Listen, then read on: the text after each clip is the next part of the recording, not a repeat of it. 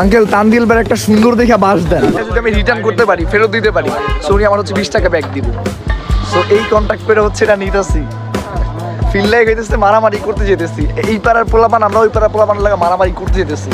আর এইটা হাতে নিলে একটা টেরাটা ফিলে, পুরো ব্রাহ্মণ ভাইয়ের টেরাটা ফিলে। এটা অনেক পাতলা আছে, অনেক পাতলা, খুব যে বার এরকম না, একদম পাতলা। কত গ্রাম? কত গ্রাম হইবে? 10 গ্রামের মতো হইব একদম। ওই তো হাইয়েস্ট 20 গ্রামের বেশি হইব। আঙ্কেল এটার কোনো নাম টাম আছে? মুলিবাস, তার নাম হচ্ছে মুলিবাস।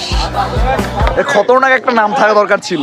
সো আমরা এখন হচ্ছে পাহাড়ে ওঠার জন্য সামনে যাচ্ছি, আর ওই যে সামনে দূরে দেখা যাচ্ছে একটা পাহাড়, ওইটাই হচ্ছে চন্দ্রনাথ। এই তানজিল ভাই যে সামনে যেটা, এটার নাম কি পা? এটাই তো চন্দ্রনাথ। পিল্লাইক হইতেছে এই পাড়ার পোলাপান লাড়ি চোটালে যাইতেছে ওই পাড়ার পোলাপানটা পিড়াইতে। ছিলাম হচ্ছে মর্নিং টাইমে আসবো, অ্যান্ড মর্নিং টাইমে আসলে অ্যাটলিস্ট হচ্ছে যেটা বলে দিয়েছিলাম, আমি ভাবছিলাম যে মর্নিং টাইমে আসবো, মানে মর্নিং টাইমে আসলে হচ্ছে কুয়াশা থাকতো, অ্যাটলিস্ট উপরে উঠলে একটা ফিল থাকতো, আলাদা একটা ভাইব থাকতো, ওয়েদারের ভাইব। বাট কাহিনি যেটা হয়েছে, ট্রেনের জন্য এত লেট করে আসা হয়েছে। যাই হোক, ওইটা কাহিনি না। আর সবচেয়ে মোস্ট ইম্পর্টেন্ট কথা